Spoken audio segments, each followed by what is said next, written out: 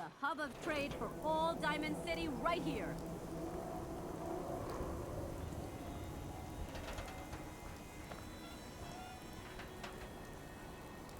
Come on, Nikki. I'm just asking for your opinion. It'd be a great quote. He's my client, Piper. Why don't you learn not to snoop on a man's private affairs? Well, well, speak of the devil. You're back. And not with your son. What happened?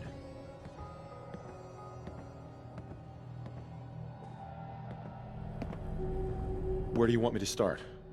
The part where Kellogg turned out to be working for the Institute? Or the part where he told me they have Sean? The Institute? Oh, boy. I'm sorry, friend. Truly. That makes things considerably more complicated. He ain't kidding. Heck, Nick's a synth, and even he doesn't know how to get in. No synth does. Security protocols strip those memories out. You don't know anything, Nick? I woke up in a junk pile ages ago. Just another discarded prototype. The Institute hasn't come calling since. I'm sorry. I've been investigating these creeps for over a year now. The Commonwealth's boogeyman. Feared and hated by everyone. True enough.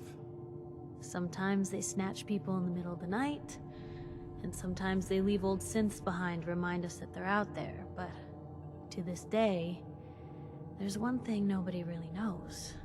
Where the Institute actually is. Or how to get in. Exactly.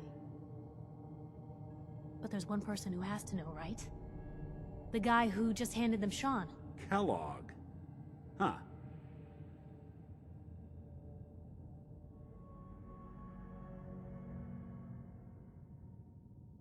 Whatever you're thinking, it doesn't matter. He's dead. Yeah. Figures the Institute's only man on the outside wouldn't be the type to be taken alive. So, a murderer and a kidnapper gets his brains blown out by an avenging parent. Huh. Be a great ending if we didn't still have the biggest mystery in the Commonwealth to solve.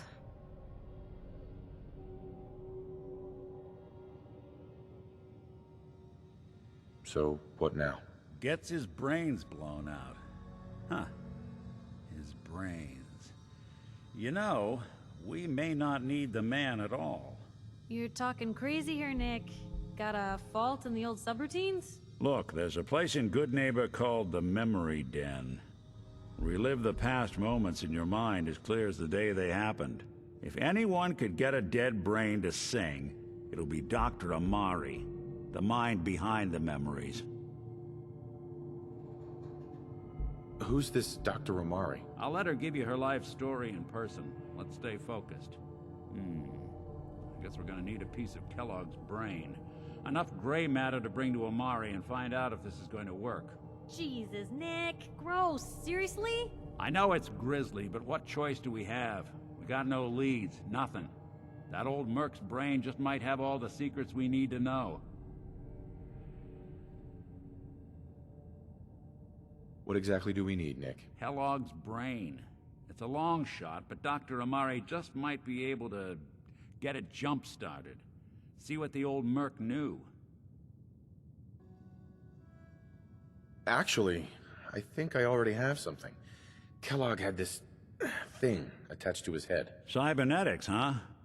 We may have just won the lottery. Whether we're riding this crazy brain train or not, we can't all go running across the Commonwealth, so... who's coming with you? I have to go to the Memory Den either way, if I'm going to introduce you to Amari. But if you want to head there together, just say so. Anything else you can tell me about the Memory Den? It's in Good Neighbor, a little slice of trouble northeast a ways. The Memory Den ain't just a fancy name, it's literal. A lot of people give up all their caps just to relive the good parts of their lives. Over and over. But not us. We're gonna try to dive deep into someone else's mind. I can meet you there, or we can head out together. I already have someone with me. I'll meet you there, Nick. All right. See you at the den. Don't worry. We're gonna get your boy back. Just a few more steps. Well, you two are out. I'm gonna do some more research. I'll be at the public if you need me.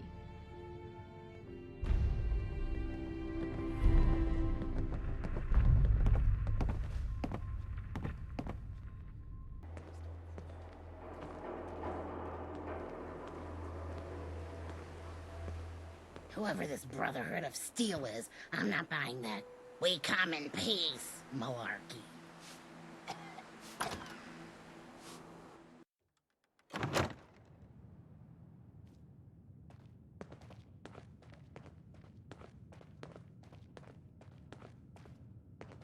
Well, well, Mr. Valentine. I thought you had forgotten about little me. May have walked out of the den, Irma, but I'd never walk out on you. Amari's downstairs, you big flirt.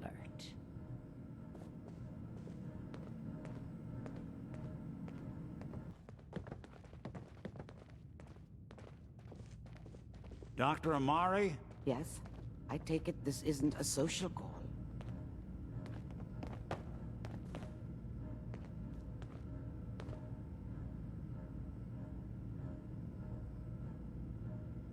You're the one who can extract memories from a brain, right? Normally, we only allow our clients to experience their own memories. Now, what's this all about? We need a deep dig, Amari, but it's not gonna be easy. The perp, Kellogg, is already cold on the floor. Are you two mad? Putting aside the fact that you're asking me to defile a corpse, you don't realize that the memory simulators require intact, living brains to function. Isn't there some way to make this work? This dead brain had inside knowledge of the Institute, Amari. The biggest scientific secret of the Commonwealth. You need this, and so do we. Fine. I'll take a look. But no guarantees. Do you have it with you? How much of the brain do you need exactly? That is not an encouraging question. I suppose I'll have to make do with whatever you can find. Here's what I could find. What's this? This isn't a brain. This is... Wait, that's the hippocampus. And this thing attached to it? A neural interface? Those circuits look awfully familiar. I'm not surprised. From what I've seen, all Institute technology has a similar architecture.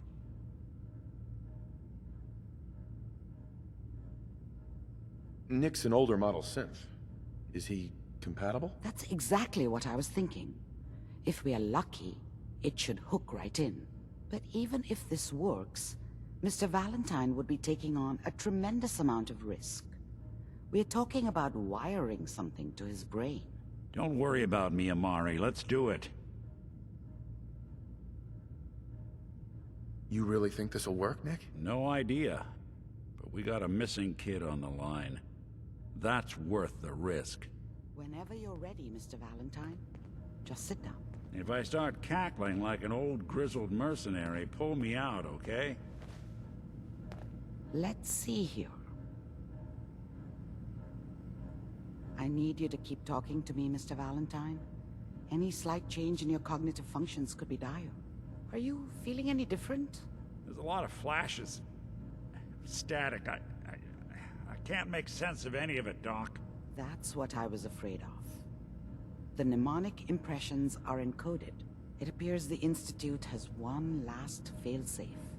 There's a lock on the memories in the implant.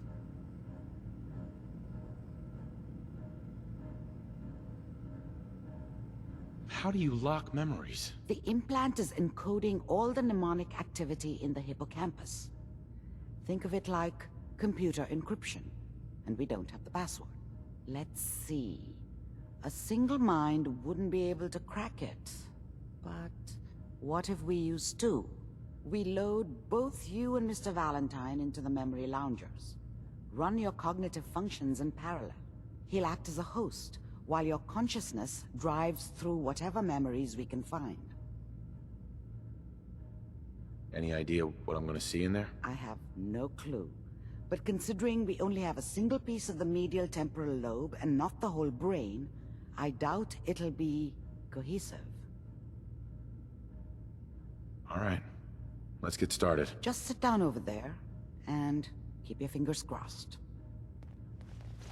See you on the other side.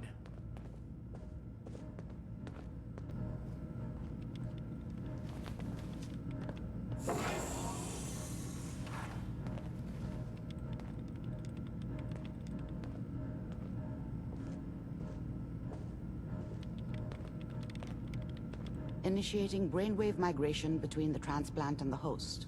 Mnemonic activity coming from the transplant. It's degenerated, but it's there. We're going to load you into the strongest memories we can find. They might not be stable. Just hold on.